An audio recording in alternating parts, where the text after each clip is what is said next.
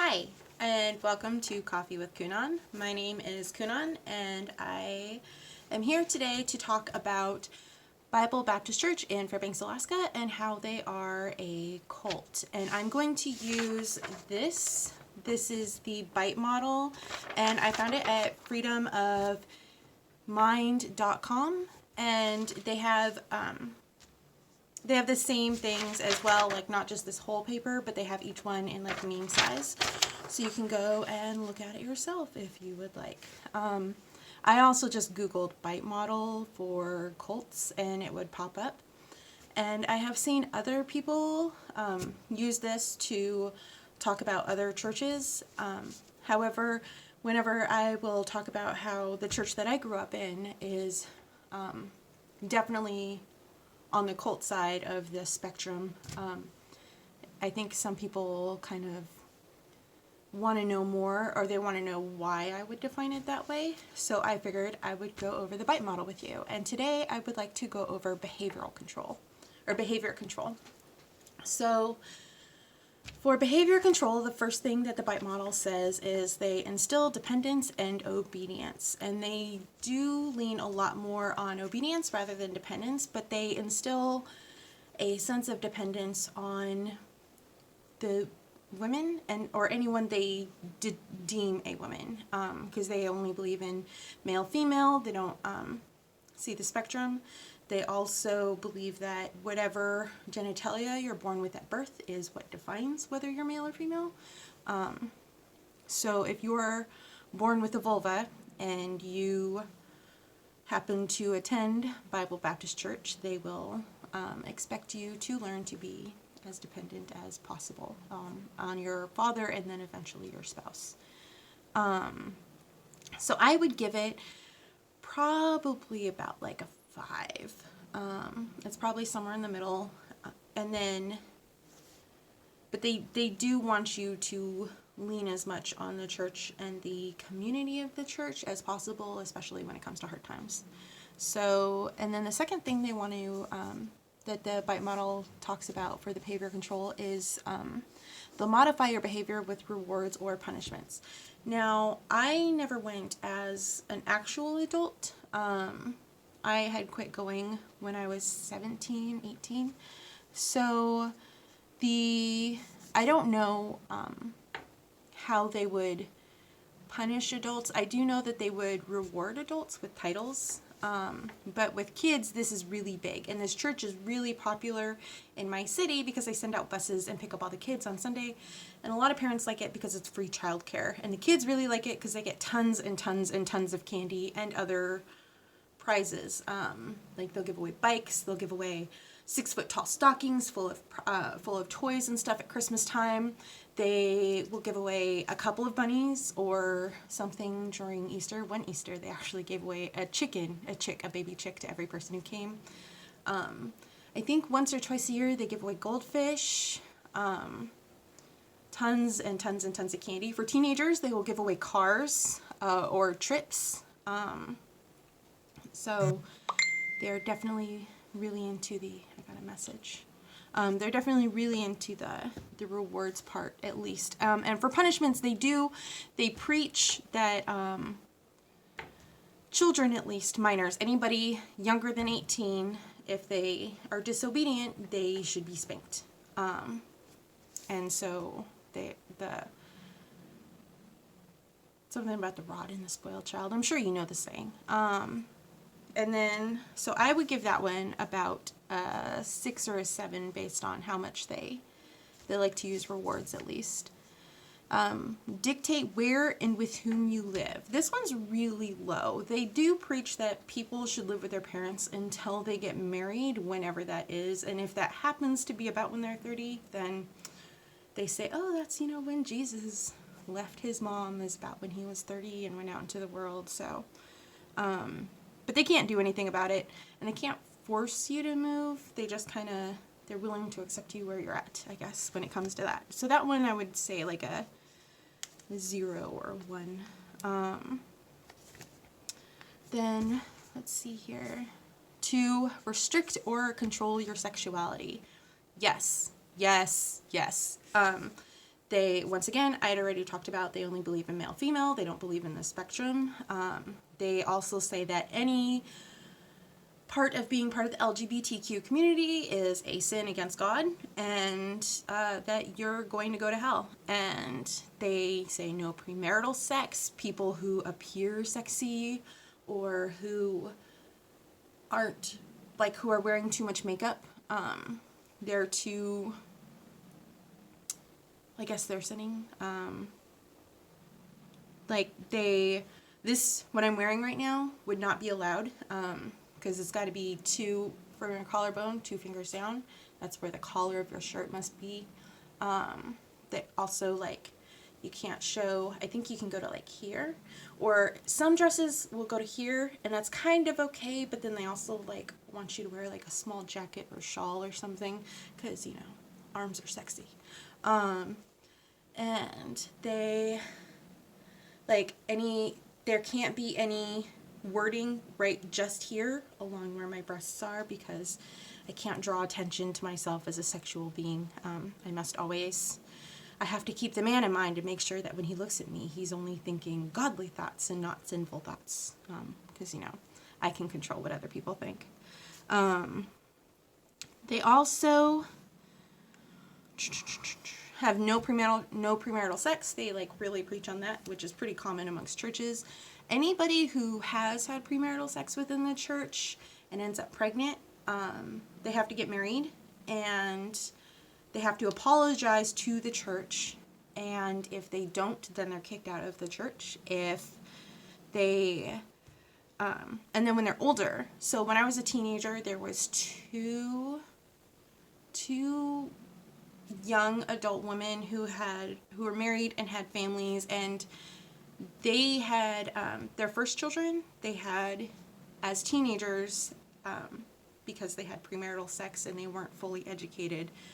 And so whenever they would do big things for teenagers, and they were, like, this topic was coming up, they would have these couples come up and tell us their testimonies and explain to us how, while they love their family now and they wouldn't want to change anything in the world, if they really could, they would go back and they would keep their legs together until they were married. And they would make it super emotional, and people would cry. I would cry. They also lacked sex ed, really. The only sex ed they talked about was using the Bible, because the Song of Solomon has that whole, I think they would call it a scene, but I'm pretty sure that maybe the whole book is about sex. I'm pretty sure a lot of the Bible is about sex, but they would use the Song of Solomon. And then they always separated the boys and girls. So, like, some lady would come and she would talk to us about, like, the Song of Solomon and what the different things that happened in the Song of Solomon were. And then they had another person from the Lalichi League come in and talk to us about breastfeeding. And I don't know what they told the boys, because I wasn't there. So, also, it was not uncommon for queer people to attend the church and then to hear the preacher or pastor start screaming about how they were going to physically be violent towards them as they were, like, running up and down the aisles. Or, like, if they were preaching on a bus, which they'll preach anywhere, they'll run up and down the aisle of the bus as they're screaming about how they would physically harm or kill someone who is gay. So that one, I would give a 10. They're very controlling about your sexuality, and you're not supposed to have any. No, like, when you have some, it has to be in the bedroom where only your spouse can see it. And you only get one spouse, and that spouse better be of the opposite gender. So that one's definitely a 10. So the next one is control your clothing and hairstyle. And I would say this one's probably like a 5 or a 6. Because they do preach that girls are supposed to have long hair. They're not supposed to really ever cut it.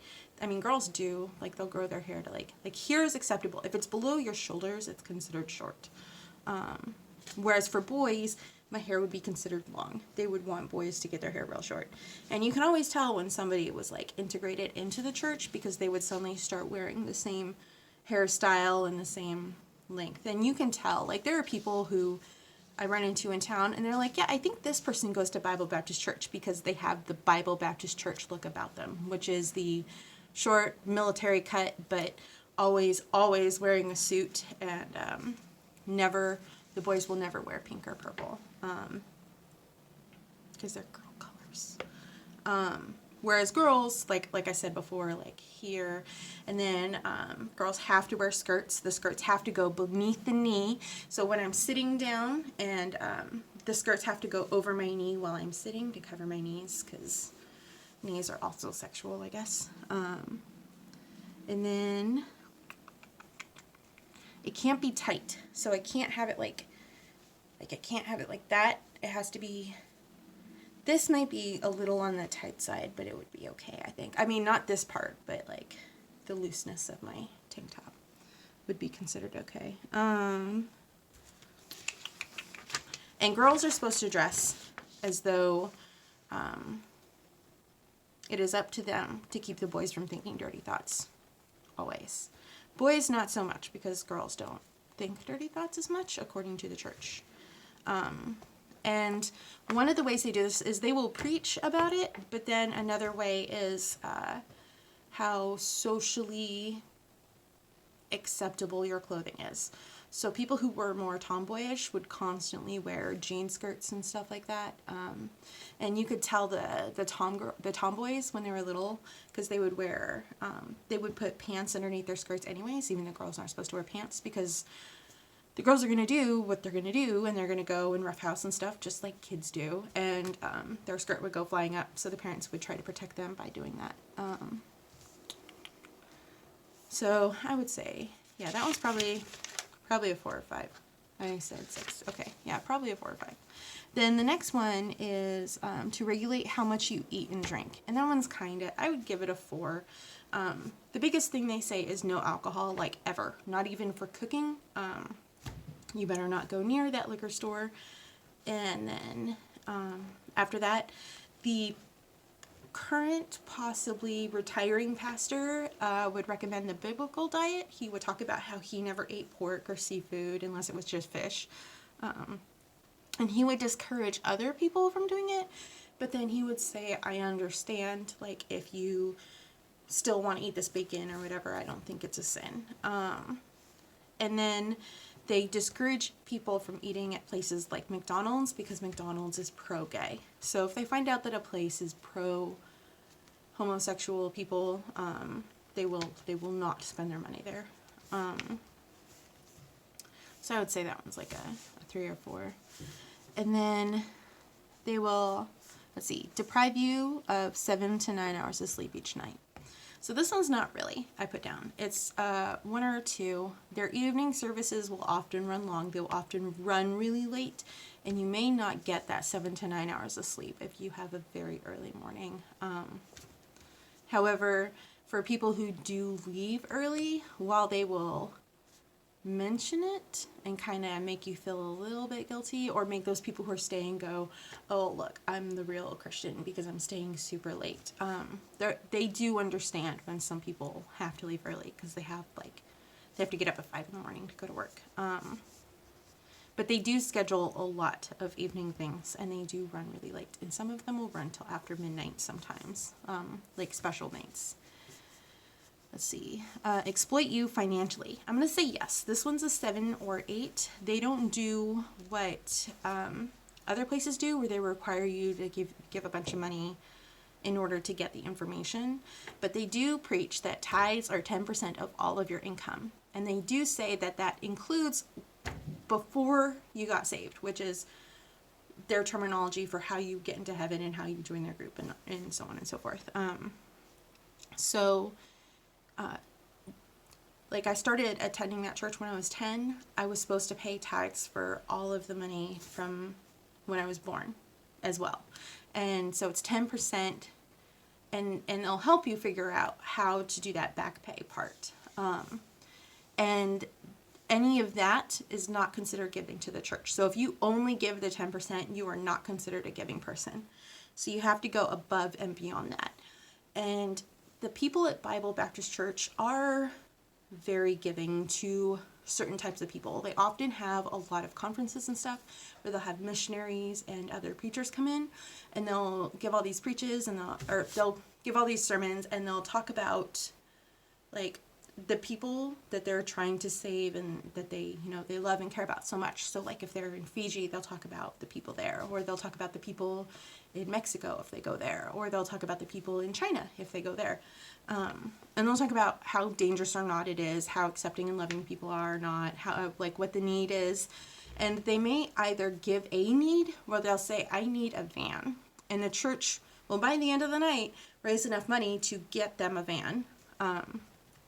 Or they'll say, like, we need XYZ for this. And the church will often raise most of that money. I don't know. I know that every person who came to the church, Kent Hovind and some of the other popular people, when they would come, and they would always, as they were leaving, say that our church was the most giving, and that we were the most, we're the most joyful, happy, young church they'd ever been in. And I don't know how true that is. That also might just be something that they said at every church they would go to visit in order to, keep that relationship as happy as possible so they get more money the next time they come back. But they do it a lot. Like if you walk into Bible Baptist Church now, they have pictures of all of their missionaries all along the wall where they're at, and they're really into it. So restrict your leisure time. Oh wait, that one I would give, I said a 7 or 8. Okay, so restrict your leisure time and activities. That depends on how involved in the church you get. So if you're only going to church services, which they'll try to bug you to do more, then it's really up to you. But the more involved you get, the more you will be there. When I was really going, I was attending their school. Which meant I was in the church building 5 days a week, and every day I was being preached at, because one of the classes is Bible class and there's a sermon. But then every Monday they would do going out door knocking or writing letters to military members. And then every Wednesday is a service.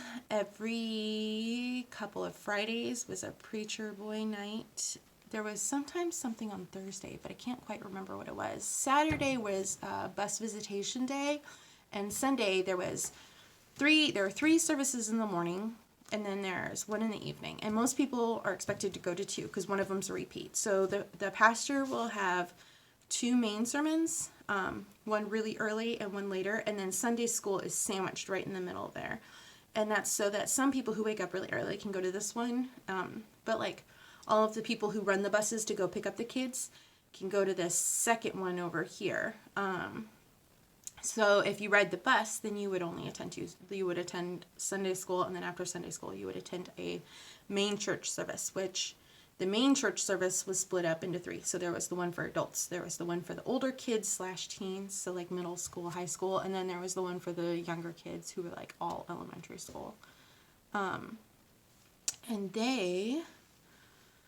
But then they also had an evening service, and then every so often they'll plan services for whole week.